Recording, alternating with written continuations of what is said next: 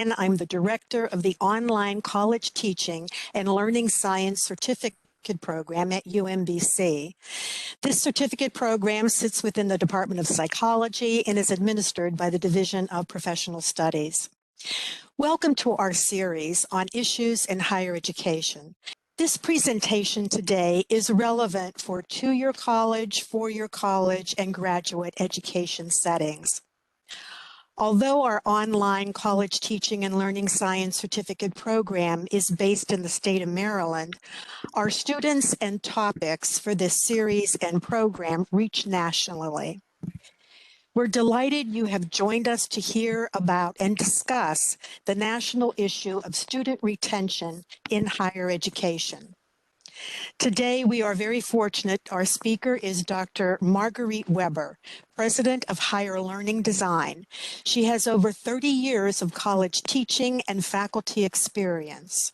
Dr. Weber is the designer of a retention model called Fit, Fear, Focus that informs retention-centered teaching and learning approaches that lead to developing the capacities for belonging, security, and hope. Following her presentation, we have 3 certificate students who will comment on how they see the model in action. Without further ado, this is Dr. Weber. Hello, everybody. Thank you so much for taking your time to be with us today. So let's go ahead and get started. So we say we emerged from COVID. We had 2 years of lockdowns and also unprecedented social unrest. But now is the time to think about what have we re-emerged to. The same problems we had before the pandemic persist: inequitable outcomes, access issues, low completion rates. But now we also face new challenges. So today I'm going to talk to you about some new tools that we can use to face those challenges. Next, please. Next slide. Oh, there we go. Sorry, right there. No, don't back. Sorry, I didn't see it happen. I want instant gratification, don't we all? Also, if you have a chance in the chat to just start popping up some of the concerns that you have about coming out of the pandemic, I'll try to make some connections as we work through.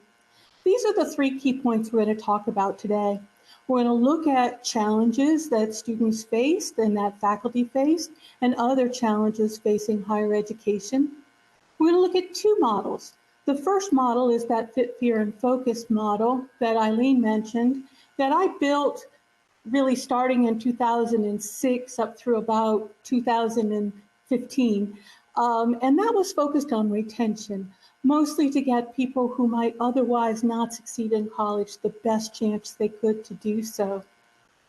But since the pandemic, I've been working on extending that framework to really think about a rebuilding model. What kinds of things do we need to do to define what a new normal will be, and how can we continue to serve students better? And then finally, you're going to learn some specific strategies that work for rebuilding, and these work for student development people as well as faculty. And we're going to talk a little bit about some institutional changes that folks should consider. Okay, go on. So before COVID, right, we had a national graduation rate of 46%. And that was after an increase of roughly 2% a year from 2001 to 2018. And this rate is really only for our first-time full-time students. And I'm stressing that idea of first-time full-time because our new majority students are neither. Let's look next at who our new majority students are. So 75% of students who enter college with less than a 2.5 GPA, that's the very large majority of students often in community colleges, but also challenging our public institutions as well. 75% of them won't graduate. Students who don't come to college math ready are half as likely to graduate as those who do. Independent students, those are students who are responsible for themselves and their own income, are half as likely to graduate as dependent students, and almost all of the aid programs are geared toward dependent students. Next. Students who come to us with these enrollment patterns are also half as likely to graduate. people who work full-time while they're going to school, and even students who work part-time. For every hour after 12 hours a week of work, it reduces graduation rates accordingly. Starting at a community college, although it's I do my work at community colleges for the most part. Enrollment at a community college cuts graduation attainment of a baccalaureate degree by nearly half, and that is focused on the people who say they intend to go on for a baccalaureate degree. We know people enter community colleges for other reasons. Anybody who doesn't go directly to higher ed after high school is about half as likely to graduate as those who go directly in. Now, there are a lot of characteristics of the populations in these different groups that often determine those outcomes. But the fact is that when you're in a system where only half of the people get what you offered them, then that really calls for some radical changes. So here's my Fit, Fear, and Focus model. Again, I developed this really starting in 2006 at the University of Baltimore. And I've also refined it in my work with Northeastern Oklahoma Community College and with Montgomery County Community College in Pennsylvania.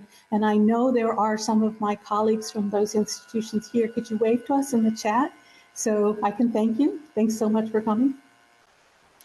So for the group that I was working with, they largely believed what we told them was the value of college. They believed that if they gave us their best time, energy, and goodwill, they would reap the benefits of some life-changing, transformational learning that would change their stars and those stars of their families. So the Fit, Fear, Focus model is set up as a call and response spiritual. In a spiritual, people call out their longing to something bigger than themselves, and they wait for an answer. So I created this as an institutional effectiveness audit, because if our students are calling things out, we ought to have a response. So under FIT, students are calling out, are there people like me here? And I've got like me in quotes because people define like me in their own ways. It could be a working parent, it could be a student athlete. When I was in college, I was the first person in my family who had gone to college, and I felt a little class distinction there that was my like me outcry. So the college has to have evidence delivered consistently in the same language, delivered intentionally in the classrooms and outside of the classroom, that not only are there people like you here, but people like you do well here. And as students get consistent messages about the fact that not only will they find a place where they can reach the level of affinity that they're comfortable with, but they can also rely that the college was built for them. The next dimension, fear, is the idea that most students, it's the number one recorded fear for college students, is that they fear failure. The other most common fear is they fear embarrassment. So those two fears, embarrassment and fear of failure, are often blocks to taking the kinds of risks they need to be able to move forward in their learning. So students will cry out, what about these fears of failure or fears of embarrassment?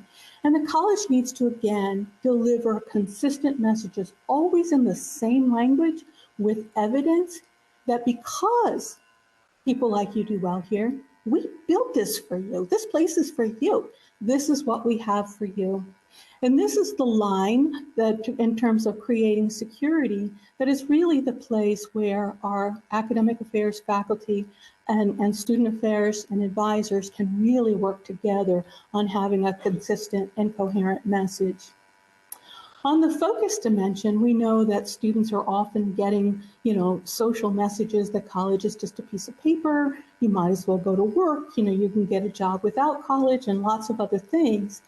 And so those students who did decide to start their college-going journey, they will often question, especially when they see other people around them who didn't do that, what if all this work and sacrifice isn't worth it? And so the college has to explain what worth it means. What is the values proposition? And I think the most important why for college is that you're going to earn the most valuable credential we can offer you, and that we respect you and your time and energy and goodwill so much. We have combed through the college experience, identified unnecessary barriers to your momentum and completion, and we redesigned them.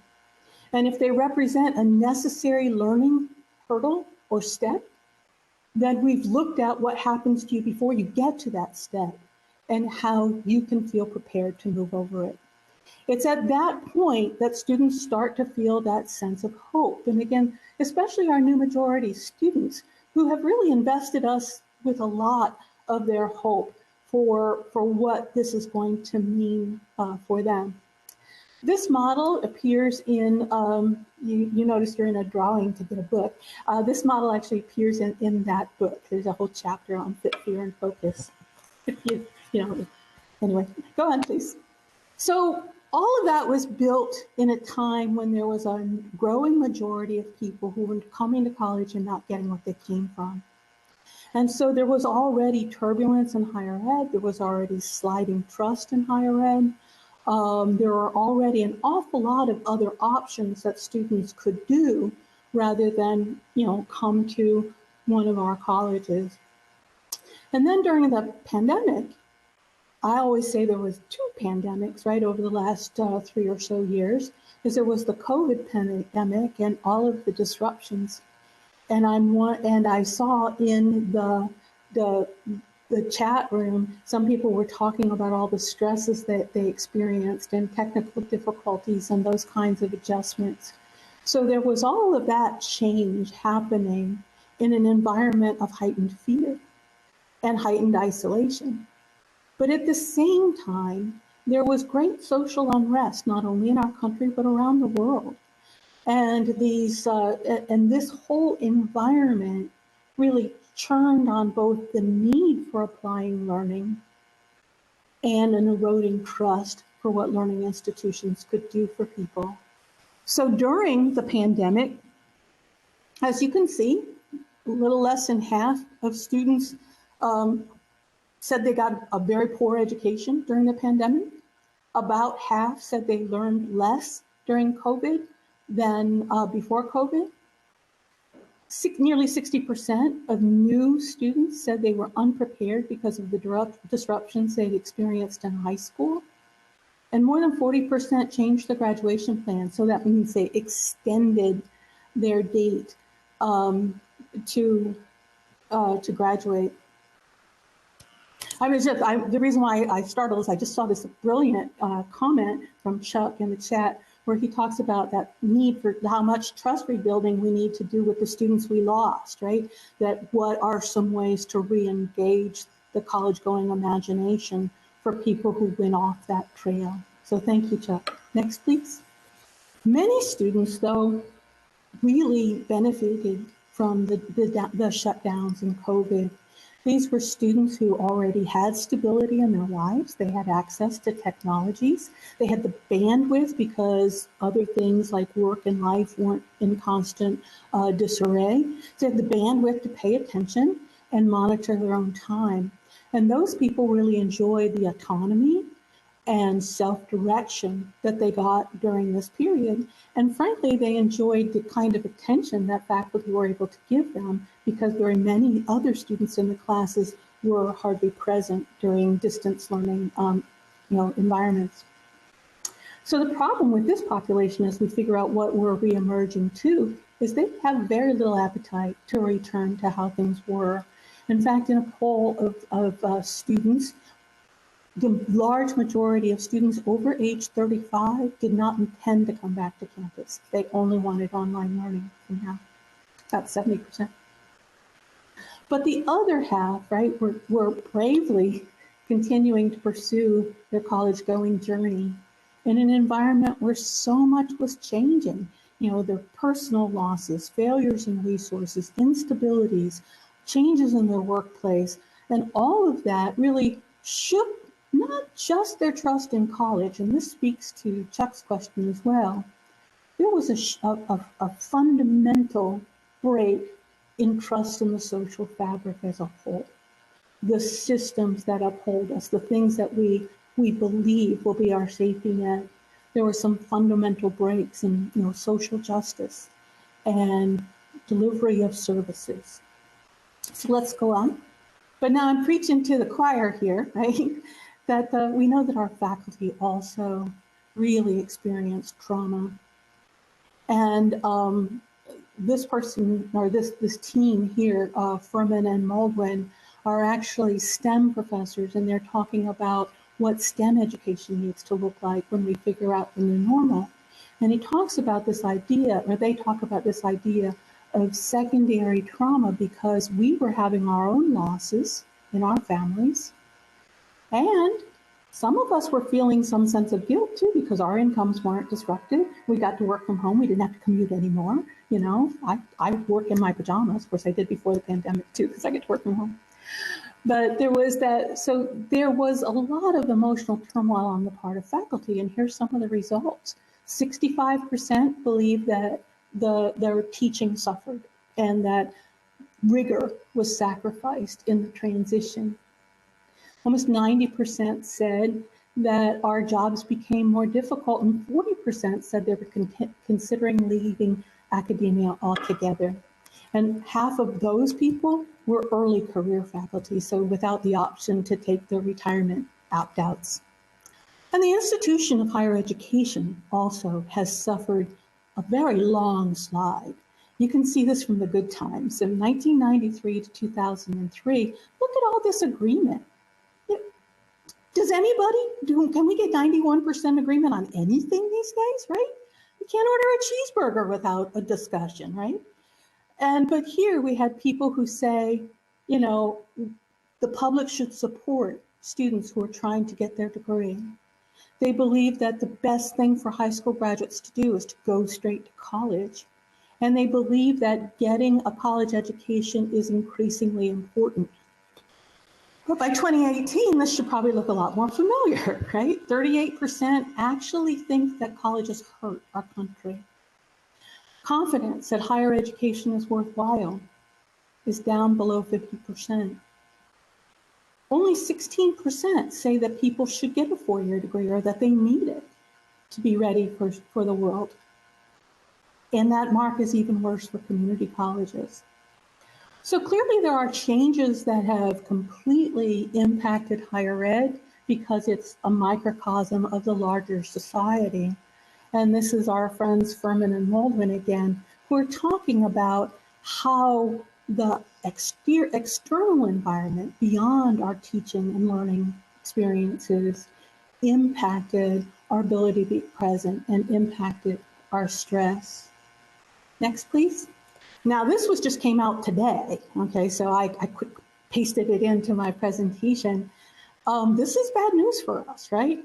FAFSA applications are down almost 9%, and renewals, people who have done FAFSA and have gotten financial aid, renewals are down more than 12%. Pell eligible students, completely eligible to renew their Pell, down by almost 16%. The more and more people are experiencing inflation, the more people will forgo college because of the debt that it represents in an uncertain future. We've had these demographics changing. We're going to have we had a great contraction of 18 to 24-year-olds in 2009. We're going to experience another one reasonably after those 2009 people started having babies, right? They're fewer. And so it's going to be another great contraction. And of course, all the federal aid that's been buoying our campuses is also about to run out. Next. I hope I'm not bumming you guys out. We'll get to something happier here in just a second, I promise, because there are some things to do. The worst things are to feel helpless. And so I'm hoping this now makes you feel less helpless in the face of that. So the slide down was starting before the pandemic, right? But there are two good pieces I'd like to share with you. I was in a webinar of college presidents about 3 weeks ago, and they were saying that the equity and diversity and inclusion actions that they had been working on before the pandemic got accelerated during the pandemic because there was that sense of urgency for beginning to change things, especially around the areas of access and the value of the degree, and more work on a holistic approach to the student experience. So let's please go on. So I'm just reminding you about my Fit, Fear, and Focus framework. Remember, are the people out here like me? Yes, and here's evidence. That brings belonging. What about my fears of failure and embarrassment? We're designed for you. We got you. This is normalized. We know how to help. We know how for you to help yourself. And that leads to security. What if this isn't valuable? Please, we respect you, and this is what we've done for our part of the bargain, and that's to give them hope. Next. So this is the extended framework, right? We have the fit with the outcome of belonging, the fear with the outcome of security, and the focus as the outcome of hope. But if you read it across the line, nice and color-coded, I love color-coding things, is that the threat to belonging are access barriers. And so an important problem that has to be solved are ways to define access and ways to increase access and flexibility so both sides, those who don't want to go back to the classroom and those that need that high touch environment, that they both feel like their needs are being met. But more importantly, well, maybe not more importantly, but very important, is we need access to students' lives as well. We need to know what changed. We need to stop assuming what we think happened to them. And so this really speaks to the need that to achieve recovery, we need a commitment to learn together. Both of us suffered. All of the practitioners suffered, all of our students. And we need to decide to learn together and work on this rather than to assume we're moving forward so they can join us. On the next dimension, that if we have a sense of security, right, and we can believe in ourselves, we can feel like we can weather a lot of things. But that also requires us to trust that our skills will help us, in what we can predict their future to be, our future to be. That trust has been greatly eroded because the levels of changes, the existential threats, climate, war, all kinds of things, has eroded a lot of trust. And so what's needed is a new explanation of resilience. And that resilience needs to go beyond an individual person learning to understand their strengths and apply them, but to believe in the resilience of the academy, the resilience of higher ed as an enduring and sustainable good in the future, not something that will go away as they move forward, and something that will remain useful. Related to that, then, is in this idea of hope, right? We said that the college has to show that they respect the students so much that they're going to look at processes moving forward and make sure they're conserving their time, energy, and goodwill. That's not enough anymore. Instead, now we also have to show that this credential is relevant in a changing future. And for me, the way to do that is to go back to the basics of the reason why we learn, right? We learn to apply a discipline that we come to love or identify with to our critical and creative thinking processes to solve things. And so it's that active problem solving that's the core of the reason. Let's move on, please. So as I mentioned, this framework really requires, and remember, you're getting this slide, so I hope you're not worried about it. I know there's a lot of stuff on it. That the access really talks to creating flexible, responsive, and relationship-rich entry points, because the purpose of this is for us to meet in more places, not for them to be able to get to us in more places, right? Them getting to us in more places of retention, mental framework. Us meeting together in new places, that's a rebuilding framework. In terms of trust, right? They need to see that they are gaining in their abilities of practical uses of learning, of using their strengths to solve for what's not strong, and the transparency of the learning processes. It's no longer going to work to say, this is good for you, you have to do this, right? that instead there's going to be a new need to say, this builds your strengths in these ways. And of course, that idea of relevance is important. And I think that the instructional response to that and the advising response and the student development response is really to turn things on their head. Instead of saying, well, what do you want to major in? Here's your jobs. Instead of that, what about, here are the different world problems and opportunities that each discipline is uniquely designed to solve? Which solution do you want to be part of? And make that the journey, the college-going journey. Next. Of course, our basics still apply. It's important to, practice students understanding what it is they learned and articulating it, and making personal connections, being clear, being flexible, being responsive and empathetic, and thinking about the whole student. Let's move on. But since we posited that students need new capacities, we also need to make sure that those capacities are deployed in the right times in the student experience. This milestone spread work, I see I'm beginning to run late, so I'm just going to put it in a nutshell, is that it really takes it from the students' early college-going awareness when they start realizing college is a thing, right? I used to do workshops for middle schoolers, and I said, put $1 in for every week or 10% of whatever you get for allowance, and then you're going to college. And they'd say, what? And I said, well, you're planning to go to college, so that $1 in the pocket is reminding you that you're going to college, right? So from that very early awareness to the point at which they believe themselves to have been transformed by the learning experience, they believe themselves to have been empowered and have reached a new resilience. At that point, then they become an ambassador and influencer for higher education, right? They vote for paying our salaries. They encourage other people to go to college, and this is really the path to renewal and rebuilding. Next, please. This next simply takes the milestones and shows what high impact practices have been recommended for each stage of the student experience.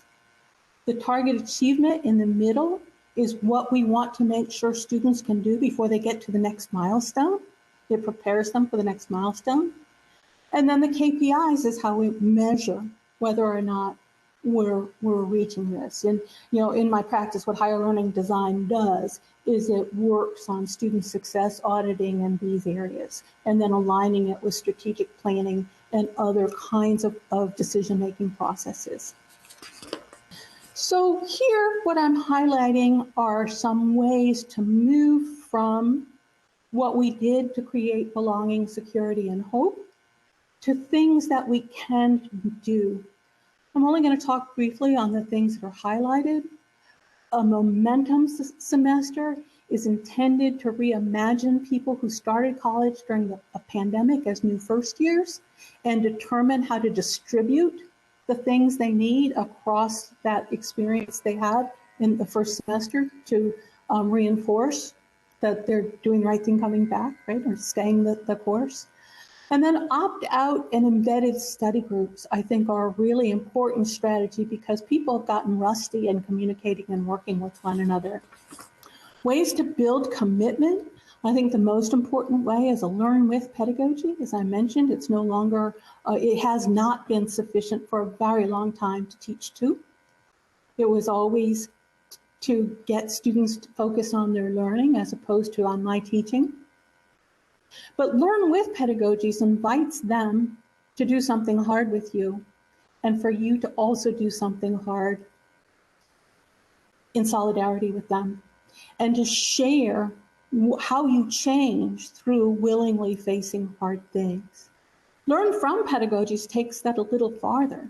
It starts with the idea of asking them what you can learn from them about the resilience and recovery practices that they employed during these disruptions and that they're using now, and translate those into how to use those strengths to explore the discipline through a strengths-based approach. Next. Finally, the idea of strengthening commitment. At this point, then, the best practices I've been looking at are when faculties and faculty, and I know there are a lot of faculty advisors as well, but the faculty in the student's experience connect with whomever is responsible for advising, and they continue to explore, importantly, use the same language for what a discipline is intended to reveal. Many of us started, my discipline's rhetoric and early American literature, right? And so I, of course, think those are the most important things that anybody could possibly study, right? And I think it's self-evident because those things are beautiful. We don't have the luxury to say they're beautiful anymore.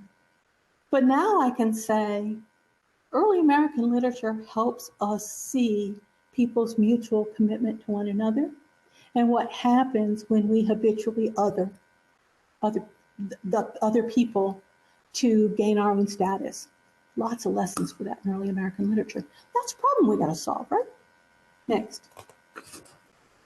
This is just really short. I've been focusing on teaching strategies, but these are institutional transformation strategies. If you're interested in these, give me a write. I'll send you a little summary and some resources on it. But these are things that talent bridges paired with dual employment.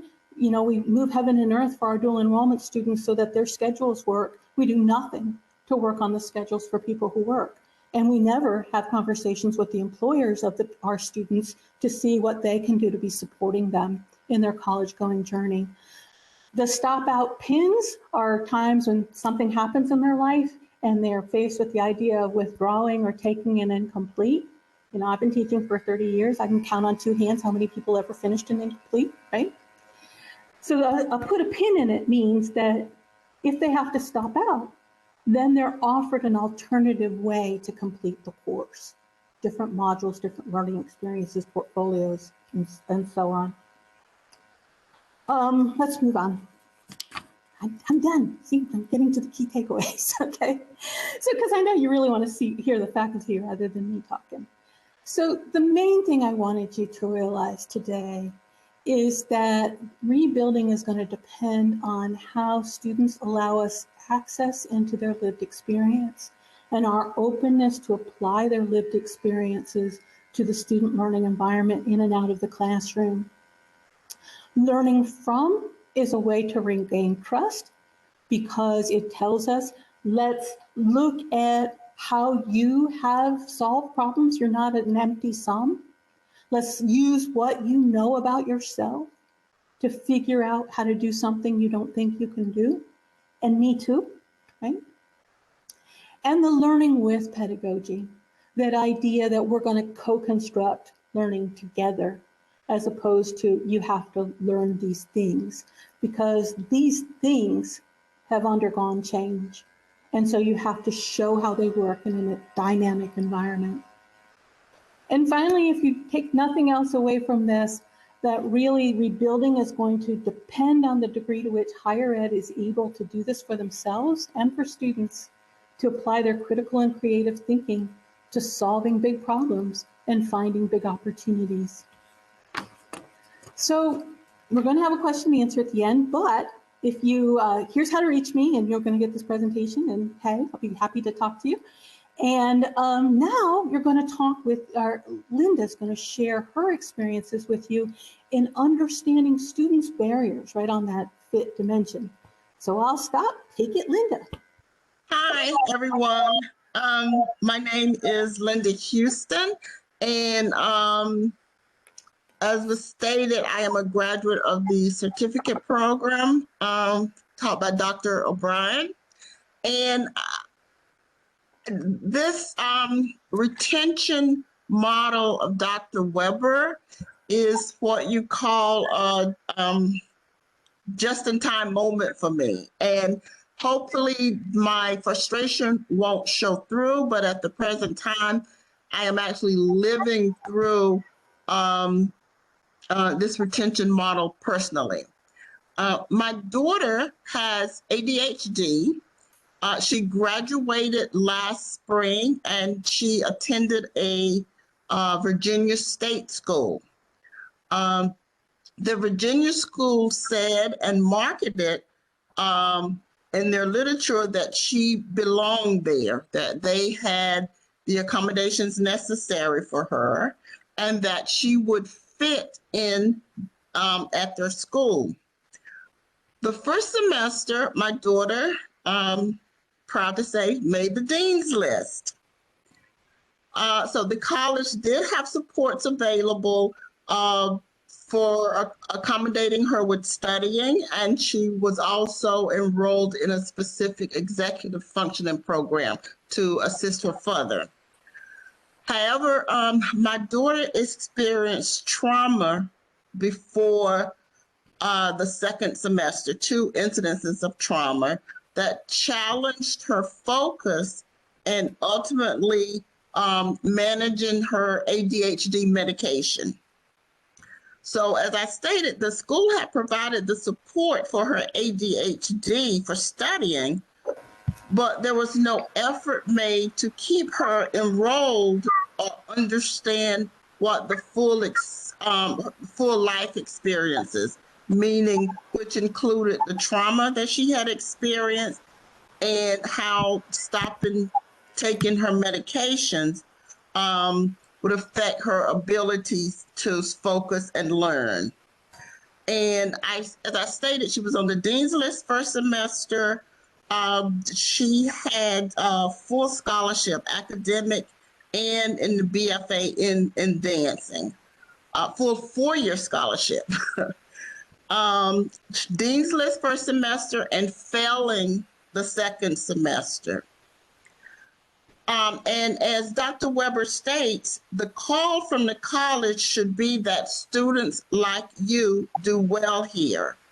And my daughter did well that first semester, but once the impact of life experiences came upon her, she was told to drop out of school and to seek grief counseling. I'm sorry.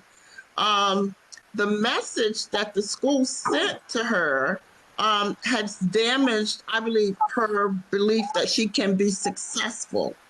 The message sent was also that you don't fit here. And as a parent, this is just very hard for me to accept as a higher education.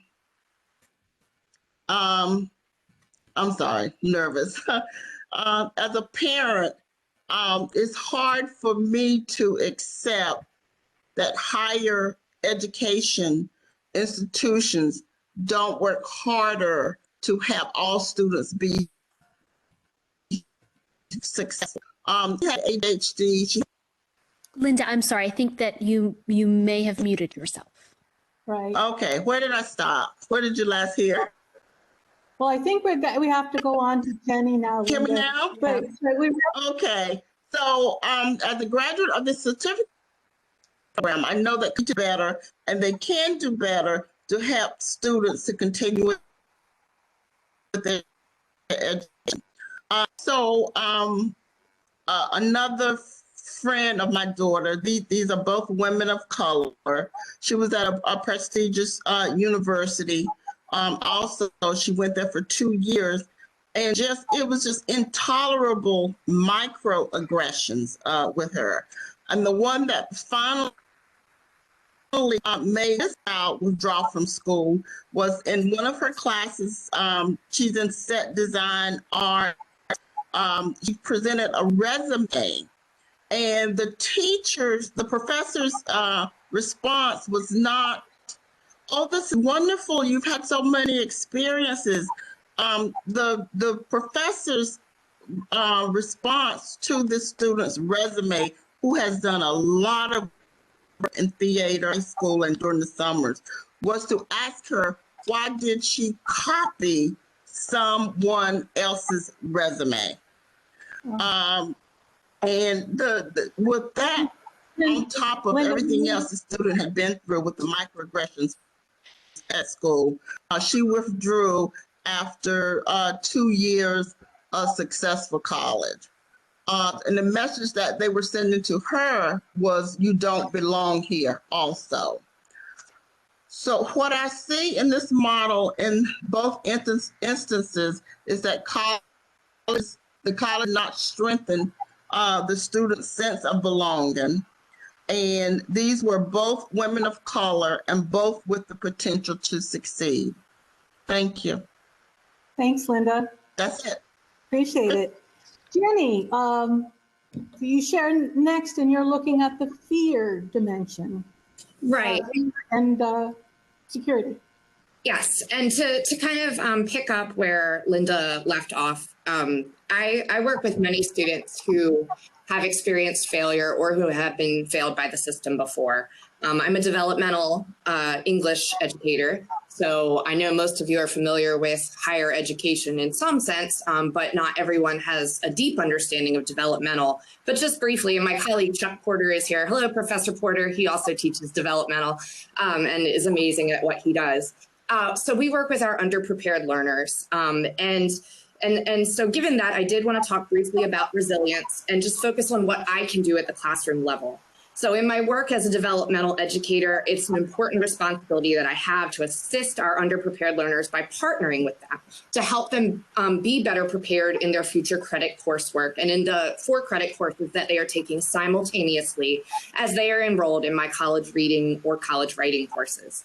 So many of my learners are those who have been marginalized in many ways throughout their experiences in both primary and secondary education, or as Linda was talking about, in previous attempts at higher education.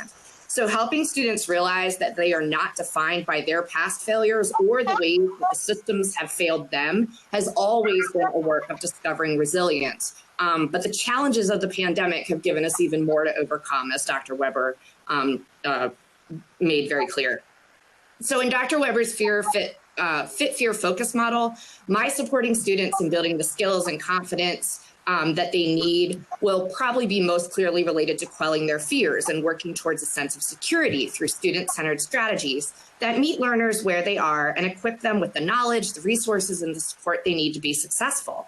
But in the restoration framework, many of my like-minded colleagues and I are continuing to use high-impact practices that are learner-centered as a basis to counter student anxieties.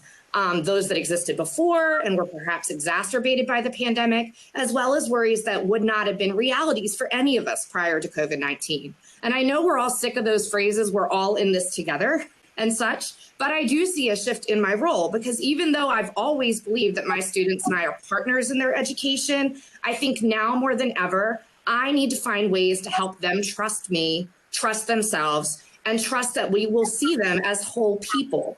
The learners who walk through my doors or log into my course are humans just as much as they are students. And though I'm a teacher, I am a person too.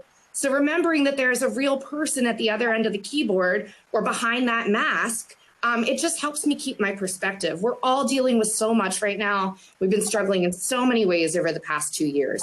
And so while I think I always tried to make it known that I was a caring educator, I feel it's more important now than ever to be flexible, to restore trust, and to treat each other with dignity and respect. So I do that at my work at the community college. And also as a CTLS student, I see Dr. Jennifer Harrison there. I know that these are principles that are really important to her too, and that she tried to instill to all of us throughout our time together in her course. Practically speaking, I'm much more flexible now when I realize a student may be undergoing challenging circumstances. I hold my students to the same standards, but because the ongoing trauma we've experienced impacts us in so many different ways, I find that I'm more willing to be accommodating if students need extra time for an assignment. I try to make campus resources known to students. So all that HERP funding that we got, I can't tell you how many students, they get the email, but they don't read the email. So I say it in class. And so many students said, thank you, I got a laptop. I wouldn't have known that I could get a free laptop. So just making those campus resources known to students is something that I'm much more proactive about now than I was before the pandemic. I primarily teach reading, so I try to select texts that are going to appeal to a wide array of students. I include diverse authors so that students can see people like themselves represented in the curriculum. I'm currently in the process of transitioning to OERs. And I am super, super excited about that because it's going to eliminate a major barrier. Students are not going to have to pay over $100 for a textbook anymore. And I have so much more control over how I can customize the content to make it equitable and accessible to all of my students. To close, I'm inspired by my students. They are amazing people. Sometimes one of the other things that we've done that speaks to Dr. Weber's point about how some students aren't going to settle for the old normal anymore, but others are still trying to cling to it. So as a campus, we offer all sorts of modalities now, and that's challenging for me. Sometimes I teach an online asynchronous class, and it just feels like I'm typing comments into a void. I've never seen these students. I struggle to connect with them, but I just wanted to close with this, hopefully as a symbol of hope. So this was an email I received from one of my students in a fully online asynchronous class, and I'll go quick because I know I'm taking into Jeff's time, so I'll just skim it. The student opened by saying, "You have been a guiding light to me this first semester. I can only hope to have more professors like you throughout my college experience. Your comments on my work have been a continuous motivation for me. Your words have been nothing but kind and encouraging, and it is greatly appreciated. There were many times that I've read your comments on my work and had to share them with my mom. As you know from my previous journal entry, I put her through years of turmoil. So for her to finally see my potential being put to good use and acknowledged in such a positive way by you makes her extremely happy and proud." And this was just a student that I treated like any other online student. At the beginning of the semester, because there's no face-to-face interaction, I type lengthy comments. As the semester picks up, I don't always have time to do that, but it wasn't a huge action for me to type 1 to 2 encouraging sentences, and it mattered to that student.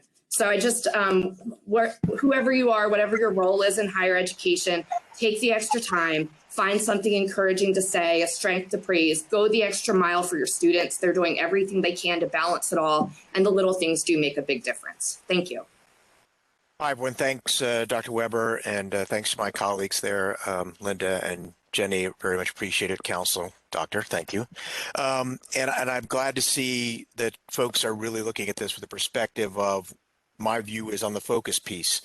So we've all been, as you've heard, there's a huge trust factor. We've heard that from Linda. We've heard that from Jenny.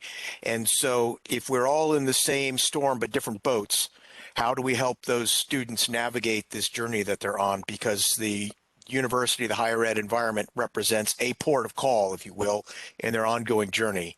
And when that individual sort of, pardon the maritime references here, but when that individual ties up, they're looking to get refit and ready for the next stage of their life, whatever that is.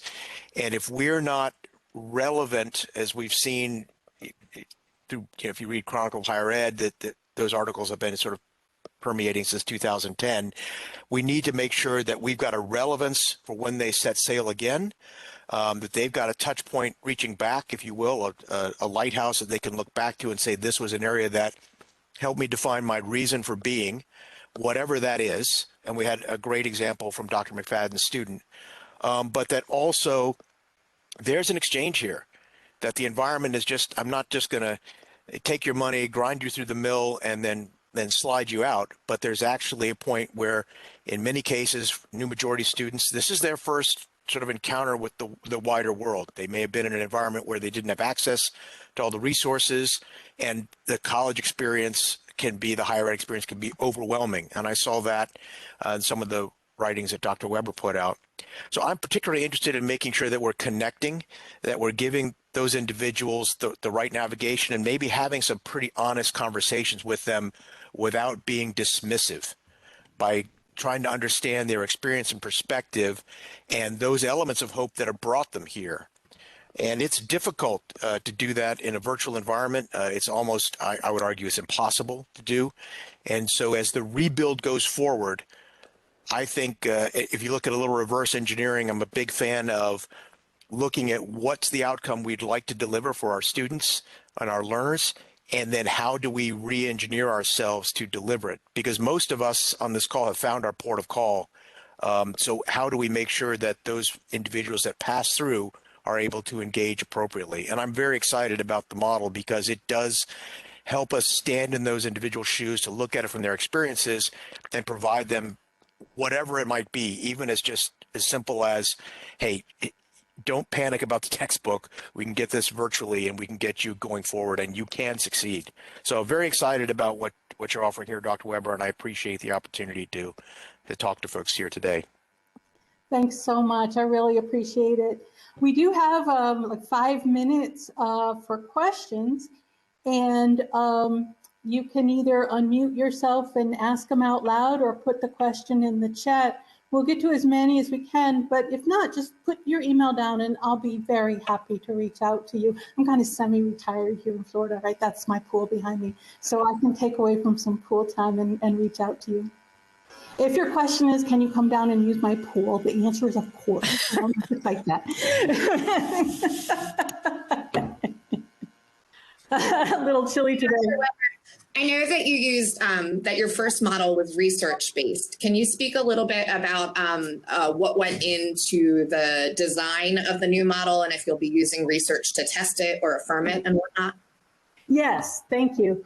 And stay tuned, right? The books we have are a 2-book series, and we'll be working on a 3rd one that'll come out. So the first was research-based, starting with my conditionally admit students and also college readiness students in Baltimore. And we used artifact analysis to develop the framework.